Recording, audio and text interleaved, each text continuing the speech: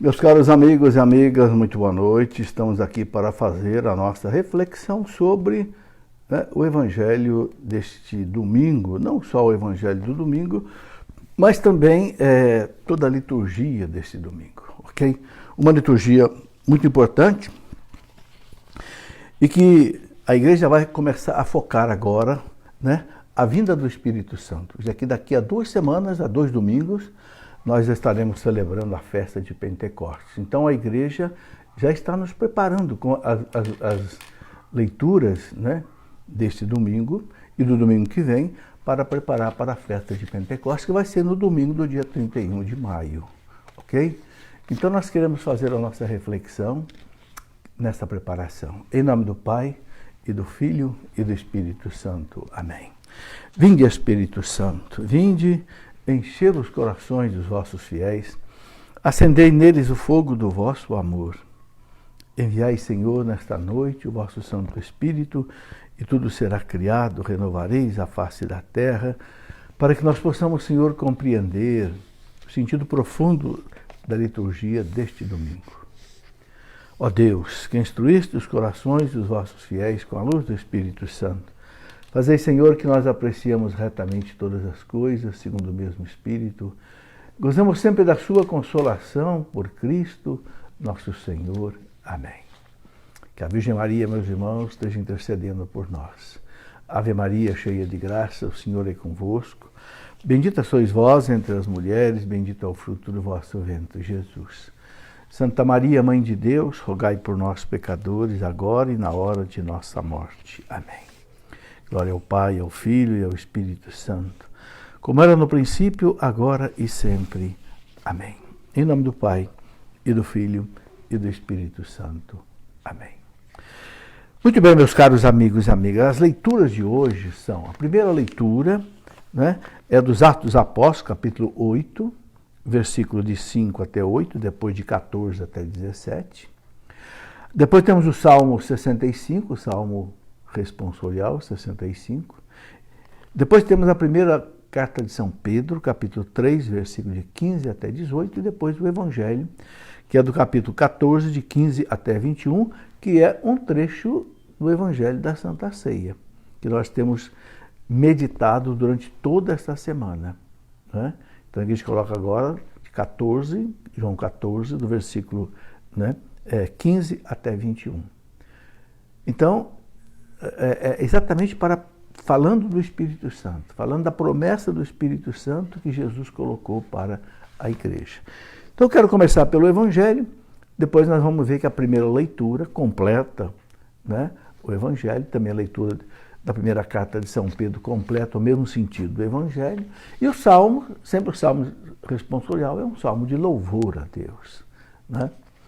Muito bem, o Evangelho de São João diz assim: naquele tempo disse Jesus aos seus discípulos: se me amais, guardareis os meus mandamentos.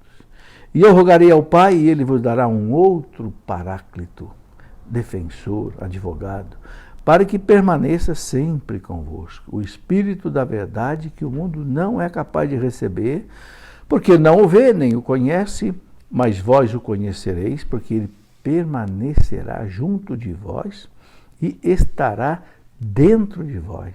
Olha que importante, estará dentro de vós.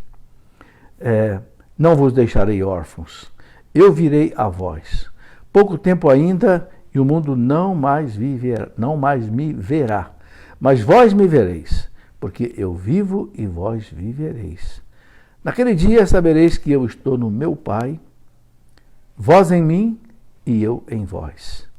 Quem acolheu os meus mandamentos, os observa. E os observa, esse me ama. Ora, quem me ama será amado por meu Pai, e eu o amarei e me manifestarei a ele. Palavra da salvação. Glória a vós, Senhor. Bem, meus irmãos, esse trecho aqui do Evangelho de São João, capítulo 14, está dentro, então, da Santa Ceia. Eu já lembrei aqui várias vezes que a Santa Ceia, São João narrou do capítulo 13, começa lá no lava-pés, vai até o capítulo 17, aquela oração sacerdotal de Jesus pela igreja. se despedindo dos apóstolos, ele reza. Né? E aqui, nesse trecho, né, de João 14, né, que nós estamos lendo hoje, Jesus diz, né, aos discípulos naquela Santa Ceia. Os discípulos já estavam ali, sabe assim, tristes, porque Jesus estava falando da partida dele. Né? Mas Jesus diz, né, se me amais, guardareis os meus mandamentos. Isso é uma coisa muito importante. Amar a Deus é fazer a vontade de Deus. Amar a Deus é guardar os seus mandamentos. Guardar os mandamentos de Deus é fazer a vontade de Deus. Né? Santo Afonso de Ligório dizia, o que nós precisamos para fazer a vontade de Deus, para chegar à santificação? Primeiro ele fala, fazer o que Deus quer, viver os mandamentos. Segundo, querer o que Deus faz, aceitar o que Deus permite que aconteça na nossa vida, aceitar na fé os sofrimentos. Então, fazer o que Deus quer e querer o que Deus faz. Então, amar a Deus, meus irmãos, não é um ato sentimental. Amar a Deus não é um ato romântico. Amar a Deus é uma decisão. Eu vou viver os mandamentos da lei de Deus por amor a Deus. Primeiro, porque Deus me deu esses mandamentos, porque são bons para mim. Quem não segue os mandamentos da lei de Deus, eu posso dizer, é uma pessoa sem juízo. É uma pessoa burra. Por que é uma pessoa burra? Como nós dizemos, você é burro de fazer isso, né? Porque, veja bem, existe alguém melhor do que Deus? Existe alguém mais sábio, mais douto, mais santo? Existe alguém que nos ama mais do que Deus? Não, não, não e não. Então eu pergunto, existe alguém que possa nos dar leis, conselhos, mandamentos melhor do que Deus? Não. Então, se Deus que é Pai dá os mandamentos, é uma questão de inteligência seguir os mandamentos. É questão de burrice não seguir os mandamentos. Porque se você não seguir os mandamentos, você vai cair no buraco chamado pecado. E que vai tirar de você a paz, vai tirar de você a alegria, vai tirar de você a santidade.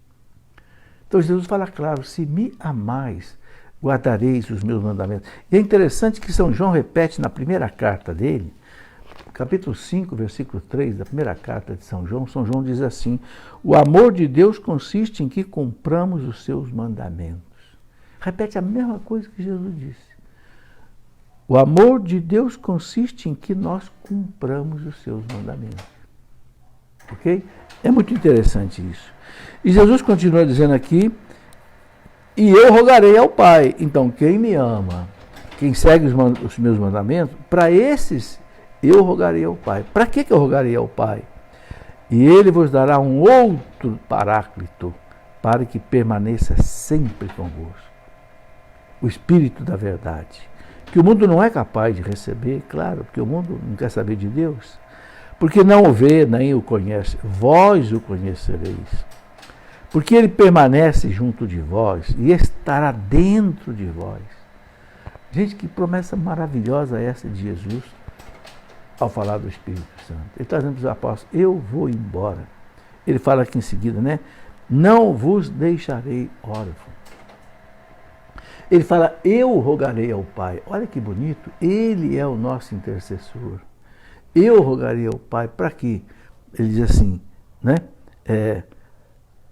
E Ele vos dará um outro paráclito, para que permaneça sempre convosco. A palavra paráclito, meus irmãos, do grego, que vem de paraclese, quer dizer o seguinte, alguém que fica junto de alguém. O paráclito, na tradução assim, literal do grego, é alguém que fica ao lado de alguém. Para quê? Para proteger, iluminar, guardar, dirigir. É como o anjo da guarda. O anjo da guarda é um paráclito para nós, porque ele fica sempre conosco. Né? Nós rezamos, iluminar-me, guardar-me, reger-me, governar-me. Amém. Jesus fala, eu vou mandar um paráclito. Outro paráclito, porque o primeiro paráclito é o próprio Jesus. Mas Jesus vai embora. Então ele fala, eu vou mandar outro paráclito. E ele fala, para que fique, né, eternamente convosco. Que promessa maravilhosa, né? Eu costumo perguntar, como é que pode alguém achar que a igreja errou o caminho da salvação, ensinou coisas erradas, se ela é assistida, guiada pelo Espírito Santo. Jesus fala, olha o que ele diz, vós o conhecereis, porque ele permanece junto de vós, estará dentro de vós. Será que a igreja pode errar o caminho com o Espírito Santo permanecendo nela e dentro dos fiéis? Não. E tem mais, Jesus disse lá no final do Evangelho de São Mateus, né? Eis que eu estou convosco todos os dias até o fim do mundo. Ele está pelo Espírito Santo. Porque uma coisa que a igreja ensina, meus irmãos, é que a Santíssima Trindade é inseparável. Onde está o Espírito Santo, está o Pai e está o Filho. Onde está o Filho, está o Espírito Santo, está o Pai. Onde está o Pai, está o Filho. A Trindade é una. É una e trina, né? Então, Jesus diz, eu vou estar convosco até o fim do mundo, pelo Espírito Santo, né? Também pela Eucaristia, né? Ele está. Então, eu não posso aceitar de jeito nenhum, num raciocínio lógico, num raciocínio também de fé, que alguém como Lutero ou outros hereges, né, tenham dito que a igreja errou o caminho, que a igreja ensinou uma porção de coisa que não devia ensinar, depois de 1500 anos. Não tem esse negócio de papa, não tem sacramento, não tem missa, não tem confissão, não tem Eucaristia, pelo amor de Deus. Depois de 1500 anos, será que Jesus abandonou, o Espírito Santo abandonou a igreja por 1500 anos? De jeito nenhum. Jesus não mente, as promessas dele se cumprem, né? Lá no ano 30, 33, mais ou menos, que ele viveu isso daqui, vós o conheceis porque permanece junto de vós, estará dentro de vós, não vos deixarei órfãos, eu virei a vós, virá pelo Espírito Santo. Ele veio também porque ficou 40 dias ali com os discípulos, né? Mas depois ele manda, sobe ao Pai, derrama o Espírito Santo, ele que é a cabeça da igreja, derrama sobre o corpo da igreja o Espírito Santo para guiar a igreja, assistir a igreja, conduzir a igreja até o Cristo voltar. Já tem 2000 anos, né? Pouco tempo ainda e o mundo não mais me verá, mas vós me vereis, porque eu vivo e vós vivereis. Como é que Jesus diz, e vós me vereis, né? Não vão ver Jesus mais assim fisicamente. Claro, eles viram durante 40 dias, mas depois Jesus teve a sua ascensão ao céu. Eles vão ver pelo Espírito Santo. Impressionante, quando a gente lê os Atos dos Apóstolos, impressionante a intimidade que os apóstolos tinham com o Espírito Santo. Eles diziam assim, pareceu bem a nós e ao Espírito Santo. Quando mandaram uma carta lá para Antioquia, né? Barnabé e Silas levaram uma carta para Antioquia, dizendo que não era mais preciso a circuncisão. Pareceu bem a nós e ao Espírito Santo. Parecia que o Espírito Santo era alguém que sentava numa cadeira ali do lado deles, na reunião deles. É Jesus presente pelo Espírito Santo, né? Naquele dia sabereis que eu estou no meu Pai, e vós em mim, e eu em vós. Olha, gente, aqui a gente vê uma revelação da Santíssima Trindade. Estão vendo? Quem é que revelou a Santíssima Trindade para nós? Não foi um papa, não foi um bispo, não foi um teólogo. O próprio Jesus. Ele fala dele, ele fala do Pai, ele fala do Espírito Santo. Tudo aqui nesse trecho, né? Eu vou pedir ao Pai, e o Pai vai mandar quem? O Espírito Santo. Aí está o Pai, está o Filho, está o Espírito Santo. É por isso que a igreja ensina o mistério da Santíssima Trindade. Deus une e trino. Mas é uno por quê? Porque o Pai está no Filho, o Filho está no Pai e o Espírito Santo está neles. E é bonito que Jesus diz, naquele dia sabereis que eu estou no Pai e vós em mim e eu em vós. Olha que bonito. Ele está em nós estamos nele e ele está no Pai, então nós estamos no Pai. Porque a matemática diz assim, se A é igual a B e B é igual a C, então A é igual a C. Você entendeu? Se nós estamos nele e ele está no Pai, nós estamos no Pai. Ou seja, nós vivemos na Trindade Santa, pelo batismo. Que bonito, né? Quem acolheu os meus mandamentos, quem os observa, esse me ama. Jesus repete 2 vezes isso. Quem acolhe seus mandamentos, vive nele, me ama. Ele reduziu os mandamentos em 2, né? Amar a Deus sobre todas as coisas, com toda a tua força, todo o entendimento, todo o teu coração, toda a tua alma. Deus em primeiro lugar. E o próximo, como a ti mesmo, por amor a Deus. É por amor a Deus que a gente ama o próximo como a nós mesmos. Aí está o resumo dos 10 mandamentos. Por quê? Porque os 3 primeiros mandamentos se referem a Deus, são os direitos de Deus, amar a Deus. Primeiro, amar a Deus sobre todas as coisas. Segundo, não tomar o nome de Deus em vão. Terceiro, guardar os domingos, dia de festa. Direito de Deus. Amar a Deus sobre todas, com toda a tua força, todo o entendimento. E depois vem os mandamentos em relação ao próximo. Como é que eu amo o próximo? Os mandamentos a partir do 4º. Do 4º até o 10º. Honrar pai e mãe. É o amor aos pais. É o próximo mais próximo. Por isso que o 4º mandamento, dizia o Papa João Paulo II, ele encabeça a 2ª tábua da lei. Porque abaixo de Deus, aqui na terra para nós, estão os pais. Porque nos deram a vida. Então, amar ao próximo como a ti mesmo, em primeiro lugar, amar os pais, honrar pai e mãe. Depois vem não matar, não difamar a pessoa, não explorar o outro, não ferir o outro, não ofender o outro. Amar ao próximo, não matar. Não é só não tirar a vida, não tirar também a honra, não tirar o respeito. Né? Depois o 6º, não pecar contra a castidade. Castidade é uma lei de Deus. Né? O sexo ele só é bonito, o sexo ele só é santo, o sexo ele só faz bem se é vivido entre marido e mulher, unidos pelo sacramento do matrimônio. Fora disso, o sexo é uma bomba perigosa.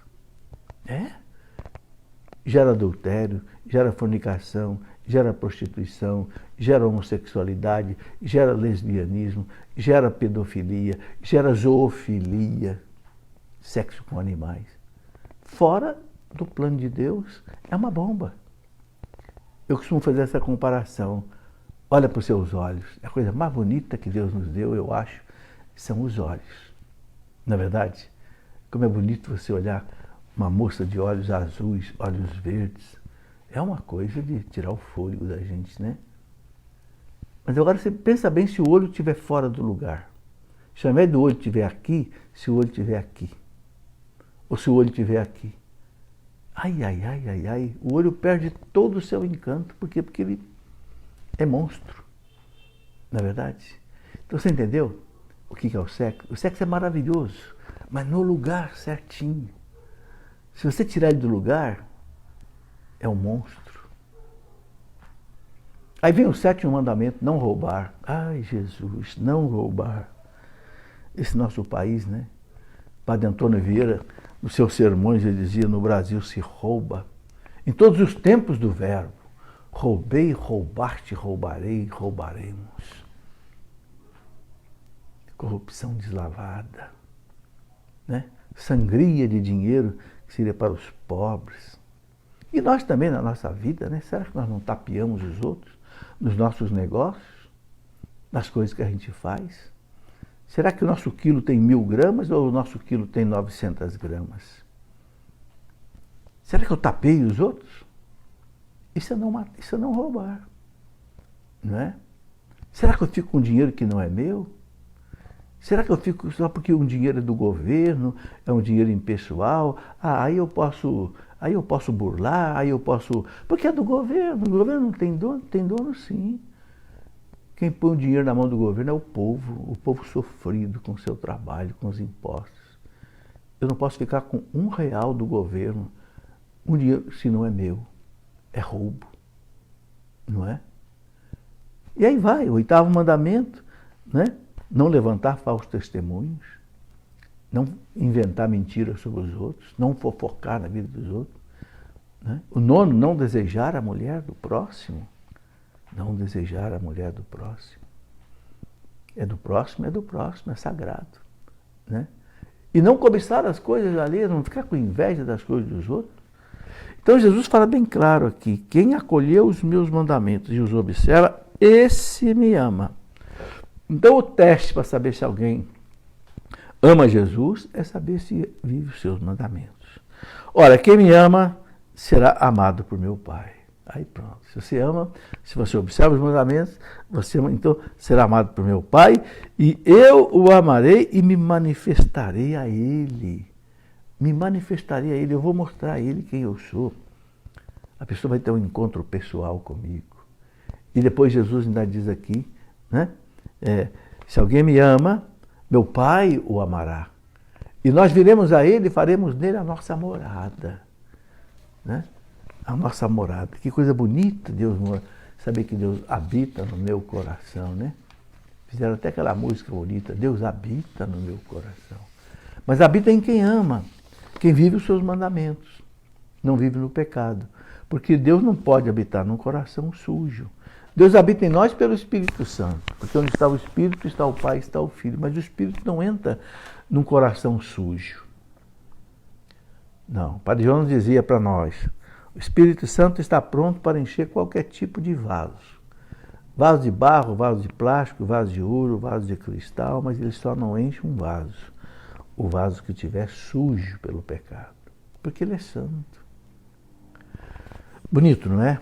Bom, depois a gente vê então toda a manifestação da vida do Espírito Santo na igreja. O catecismo da igreja, quando fala do Espírito Santo, ele fala assim, que o Espírito Santo ele tem 3 atividades, né, na vida da igreja.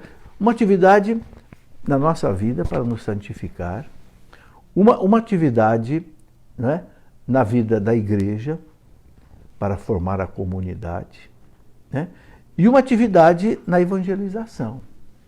Então, o catecismo diz assim, para a nossa santificação, o Espírito Santo nos dá desde o batismo os dons infusos.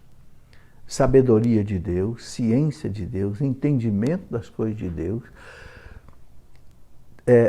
conselho de Deus, fortaleza, piedade e temor de Deus. Os 7 dons do Espírito Santo. Para a nossa santificação. Nos dá também para a nossa santificação os frutos. São Paulo fala na carta aos Gálatas, Gálatas 5, 25, São Paulo fala, o fruto do Espírito é amor, ou caridade, né? Paz, alegria, bondade, mansidão, confiança, fidelidade, né? Temperança, autocontrole. Então são dons e frutos que o Espírito Santo dá para a nossa santificação. Para a santificação da comunidade, para a edificação da igreja, então o Espírito Santo dá os dons carismáticos. O dom da fé, o dom da sabedoria, o dom da palavra de ciência, o dom do discernimento, o dom das línguas, o dom da interpretação das línguas, o dom das profecias. Aí já é para a comunidade. O Espírito sopra onde quer para o bem comum, diz São Paulo na primeira carta aos Coríntios, no capítulo 12 e 13. Né? E o Espírito Santo, ele age na igreja para a evangelização. Então, todo o trabalho de evangelização da igreja, meus irmãos, é fruto do Espírito Santo.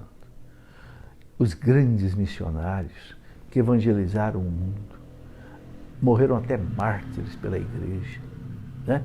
Um São Francisco de Assis, um Santo Inácio de Loyola, uma Santa Teresa d'Ávila, um São João Bosco, um São Filipe de Neri, um São Columbano, um São Patrício, esses gigantes e gigantes e gigantes, um Santo Agostinho, um São Tom, esses homens todos evangelizaram o quê? Movidos pelo Espírito Santo. Por isso, meus irmãos, agora você vai entender uma coisa. Por que eu não começo uma palestra, uma live, sem rezar ao Espírito Santo? Porque Ele é que faz a obra. Nós somos apenas instrumentos. Nós somos um martelo na mão do Senhor, não sei, uma chave de fenda na mão do Senhor, né? Ele é que conduz. Né? É um erro muito grande a gente pensar que a gente pode fazer alguma coisa. Por mais perfeito que seja um computador, se você não tiver um operador atrás desse computador, não adianta nada. Você pode ter o avião mais moderno do mundo, se você não tiver um piloto, esse avião não levanta voo. Entendeu? O Espírito Santo ele atua na tradição da igreja. Tudo que a igreja aprendeu, desde Jesus até hoje, porque Jesus falou para os apóstolos, né? João 16, 12, 13, eu ainda tenho muitas coisas para ensinar para vocês, mas vocês não estão preparados para ouvir agora, na Santa Ceia. João 16, 12. Mas, quando vier o Paráclito, o Espírito da Verdade, acho bonito que Jesus chama o Espírito Santo o Espírito da Verdade. Ele chama o demônio de Espírito da Mentira. Chama o Espírito Santo o Espírito da Verdade, Espírito da Libertação, porque ele fala que a verdade vos libertará. Não é? Então ele diz, quando vier o Espírito Santo, o Espírito da Verdade, ensinar-vos-á toda a verdade. Jesus fala isso 3 vezes na Santa Ceia para eles. Fiquem tranquilos, os mistérios que eu revelei para vocês, vocês só vão entender mais tarde, com a ação do Espírito Santo. Então a igreja foi entendendo devagar os 7 sacramentos, a igreja foi entendendo melhor a confissão, a igreja foi entendendo melhor o batismo, a igreja foi entendendo melhor a Santa Missa, a igreja foi entendendo melhor a devoção a Maria, a devoção aos anjos, a devoção aos santos, né? Os sacramentais da água benta, do sal bento, a oração do terço. O Espírito Santo de Deus foi ensinando a tradição da igreja tudo o que Deus queria. Que pena a Reforma Protestante jogou tudo isso fora. Jogou toda a tradição fora. Né? O credo que nós rezamos não está na Bíblia. Não está escrito na Bíblia que os sacramentos são 7. Não está na Bíblia que é para você rezar o terço. Não está na Bíblia que é para você batizar a criança, mas tudo vem da sagrada tradição dos apóstolos. Não é uma tradição social, vazia. Não! É uma tradição sagrada. A igreja chama de sagrada tradição. Sagrada Escritura. Sagrado magistério. O magistério da igreja que governa a igreja, o Papa e os bispos, né, foram escolhidos pelo Espírito Santo. São Paulo fala nos Atos dos Apóstolos, capítulo 20, versículo 28, São Paulo fala para os bispos ali de Éfeso, cuidai desse rebanho, para o qual o Espírito Santo vos constituiu bispos. Confira aí, Atos 20, 28, São Paulo fala. Cuidai desse rebanho que o Senhor conquistou com o seu sangue, para o qual ele, o Espírito Santo, vos constituiu bispos. É o Espírito Santo, meus irmãos, que nos dá um bispo ordenado. É claro que o bispo, ele pode até se perverter, mas ele foi escolhido pelo Espírito Santo. Assim como Judas foi escolhido por Jesus e negou Jesus, traiu Jesus, um bispo escolhido pelo Espírito Santo também pode negar Jesus. E houve muitos que negaram. Muitos e muitos hereges eram bispos. Nestório, patriarca de Constantinopla, que negava que Nossa Senhora era a mãe de Deus, Teotocos era bispo. Sérgio, patriarca de Constantinopla, que negava que Jesus tivesse, né, a natureza humana e divina, era bispo de Constantinopla. Né? Vários bispos, né? Vários padres, Ário, que inventou lá o arianismo, aquela heresia terrível que negava a divindade de Deus, era um presbítero famoso. Macedônio, que negava a divindade do Espírito Santo, lá por volta do ano 381, era patriarca, bispo de Constantinopla. Mas é o Espírito Santo que escolhe o bispo. Agora você vê coisa maravilhosa, ele não tira a liberdade daquele que ele escolheu. Assim como Jesus não tirou a liberdade de Judas. Jesus era Deus, Jesus é Deus, Jesus tinha poder para dizer, Judas, você não vai me trair não, você vai morrer. Como Deus, Jesus podia ter tirado a vida de Judas. Não tocou em Judas. Fez de tudo para convencer Judas, mas ele não tirou a liberdade de Judas. Meus irmãos, isso que mostra que por mais forte que seja a ação de Deus em nós, ele não tira a nossa liberdade nem de pecar. Por isso que a gente tem que vigiar e orar. Entende? Isso é muito importante. Então, é o Espírito Santo que age na tradição da igreja, o Espírito Santo que age na liturgia. Ele que age na liturgia. É o Espírito Santo que faz a transubstanciação. Por que o padre, antes de consagrar a hóstia, ele faz aquela oração que a igreja chama de epiclese? É a invocação do Espírito Santo. Para que ele transforme, o padre invoca o Espírito Santo para que venha sobre as ofertas e transforme o pão no corpo de Cristo e o vinho no seu sangue. Presta atenção. Antes do padre consagrar, ele invoca, porque é o Espírito Santo que faz a transformação. Quando Jesus instituiu o sacramento da confissão, no domingo da ressurreição, a primeira coisa que Jesus fez, que foi? Soprou sobre os apóstolos e disse: recebam o Espírito Santo. Ele fez um Pentecostes adiantado. A quem vocês perdoarem os pecados estarão perdoados. Por quê? Porque o perdão dos pecados na confissão acontece pela ação do Espírito Santo. Assim como todos os sacramentos, o batismo, a crisma.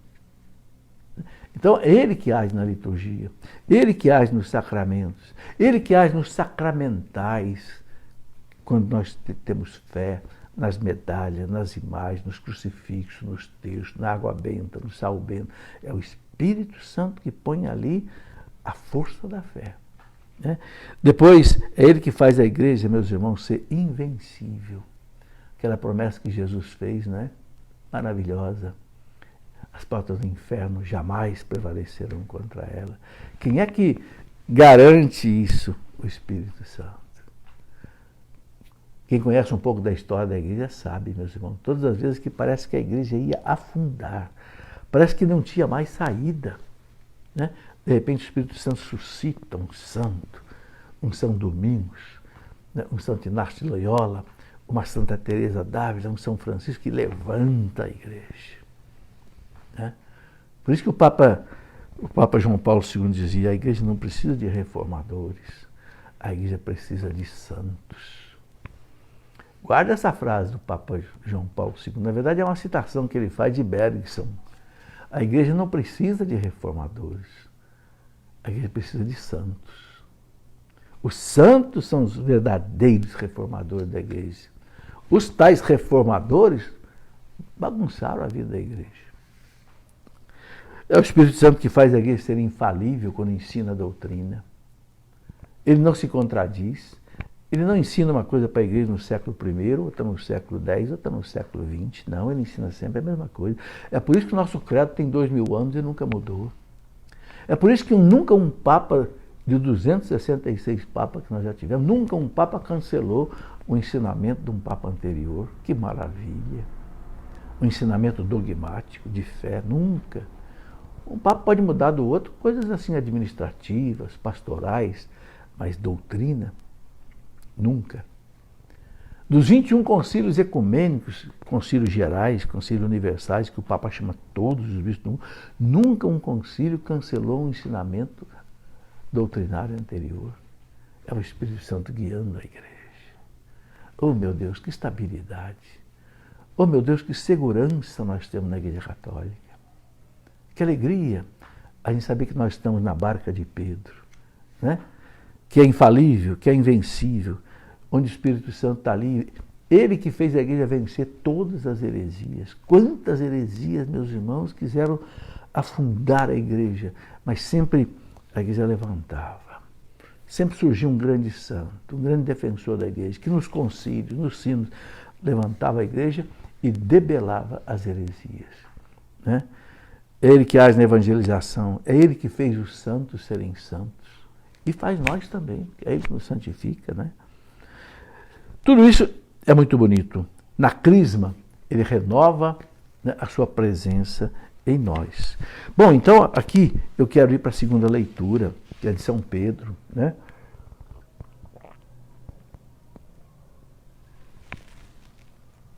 A primeira leitura e a segunda leitura, eu vou na primeira. A primeira leitura, que é dos Atos dos Apóstolos, capítulo 8, é muito, muito bonita, diz assim: naqueles dias, o apóstolo Filipe desceu a uma cidade da Samaria. Samaria fica no meio, né, da Galileia e da Judéia, fica no meio. Né? E anunciou-lhes o Cristo. As multidões seguiam com atenção as coisas que Filipe dizia. E todos unânimes o escutavam, pois viam os milagres que ele fazia. Jesus prometeu para os apóstolos, né, antes pelo céu, ide pelo mundo inteiro, prega o evangelho a todas as criaturas, né? Vocês falarão línguas novas, ressuscitarão mortos. Se tomarem algum veneno, não lhes fará mal algum. Né? Jesus deu esse poder aos apóstolos. E ele está aqui, ó. E aconteceu, né? De muitos possessos saíam os espíritos maus, dando grandes gritos. Numerosos paralíticos e aleijados também foram curados. Aquilo que Jesus prometeu para os apóstolos, vão. E vocês vão fazer milagres. Pedro curava, Paulo curava. Né? Era grande a alegria naquela cidade. Os apóstolos que estavam em Jerusalém souberam que a Samaria acolhera a palavra de Deus e enviaram lá Pedro e João, os 2 apóstolos. E eles crismaram as pessoas na Samaria. Chegando ali, oraram pelos habitantes da Samaria para que recebessem o Espírito Santo, porque o Espírito ainda não viera sobre nenhum deles, apenas tinham recebido o batismo em nome do Senhor Jesus. Veja, aqui está o fundamento da crisma. Eles já tinham sido batizados, já tinham recebido o batismo em nome do Senhor Jesus. Mas aqui diz o texto, né? Para que recebessem o Espírito Santo. Porque o Espírito ainda não viera sobre nenhum deles. Não viera em que sentido? Em plenitude. A igreja iluminada pelo Espírito Santo entende que no batismo a gente recebe o Espírito Santo. Mas a crisma é uma confirmação. Por isso que recebe o nome de confirmação. Nos dá o Espírito Santo em plenitude. Né? Por isso que crisma-se o jovem, porque agora o jovem vai enfrentar o mundo. Vai enfrentar esse mundo que jaz no maligno. Então o jovem tem que ter a força, o poder do Espírito Santo. Né? Pedro e João impuseram-lhes as mãos e eles receberam o Espírito Santo. Interessante, como é que eles sabiam que receberam o Espírito Santo? Pelos sinais que houve. Certamente oraram em línguas, profetizaram e tudo mais. Quer dizer, certamente eles viram sinais. Né?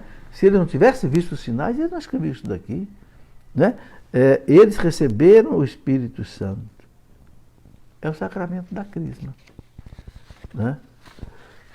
Que nós precisamos preparar muito bem os jovens, meus irmãos. É o sacramento, né, do jovem. Né? Os cursos de crisma têm que ser muito bons. Tem que dar uma doutrina muito boa sobre o que é o Espírito Santo para o jovem.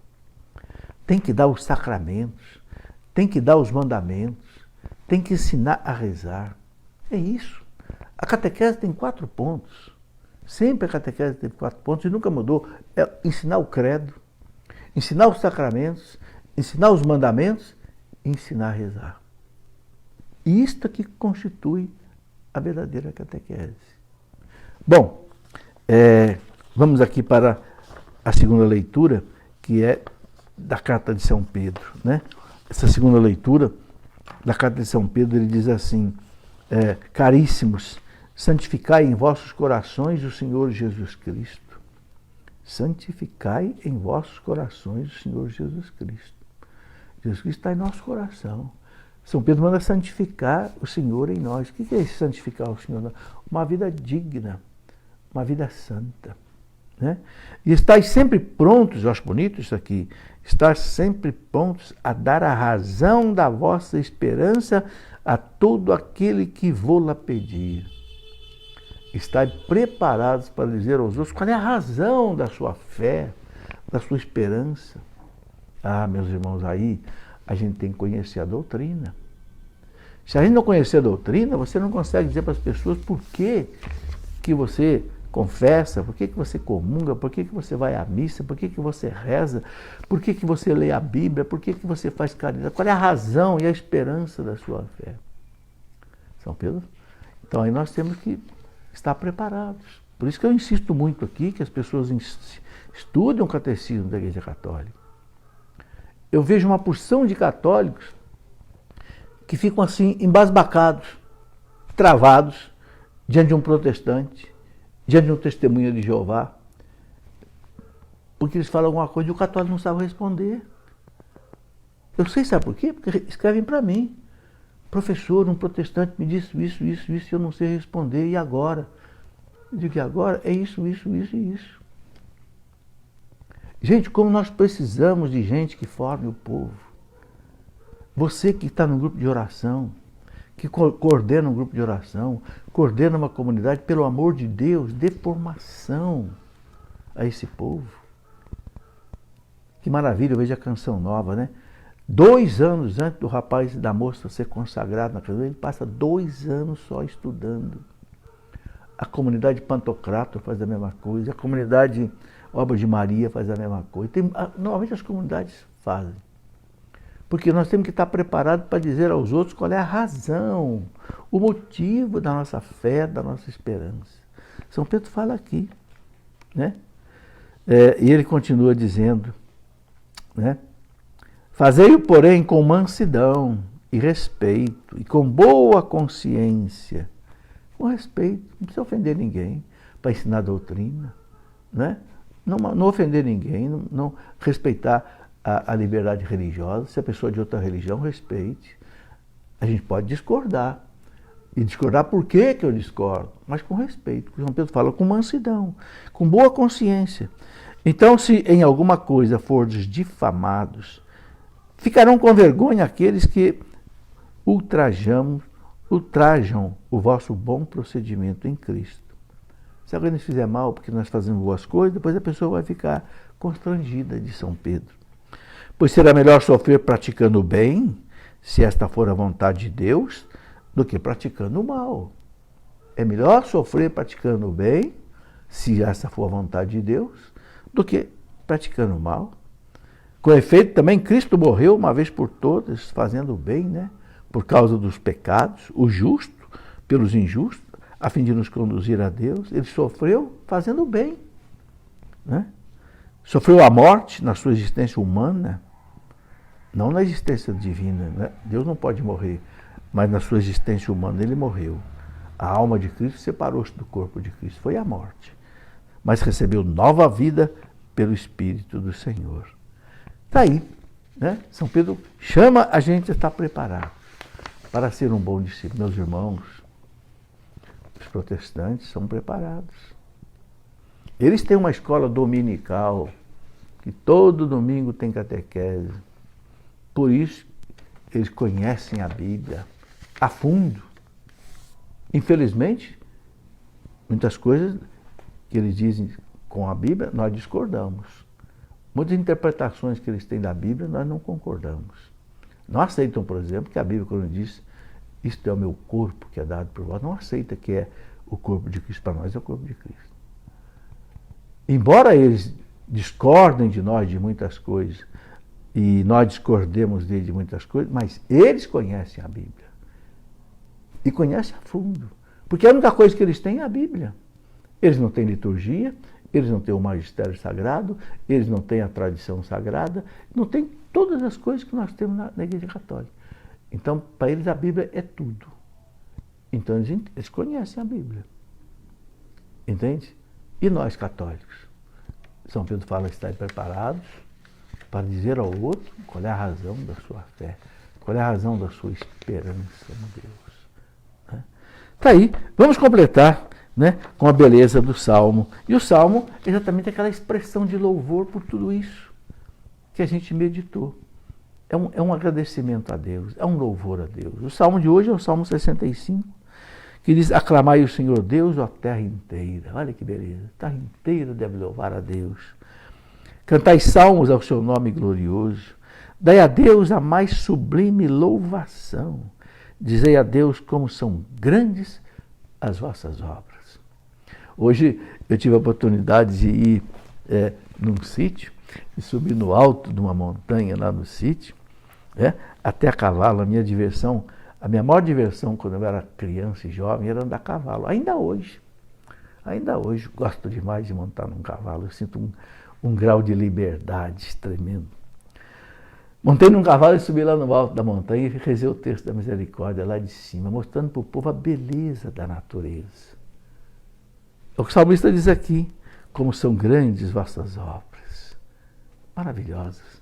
um céu azul com nuvens, o verde das matas, as plantações de eucalipto do outro lado, né? As montanhas do outro lado. Toda a terra vos adore com respeito e proclame o louvor de vosso nome. Vinde ver todas as obras do Senhor, seus prodígios estupendos entre os homens. O mar ele mudou em terra firme e passaram pelo rio a pé enxuto, quando os judeus atravessaram o Mar Vermelho, né?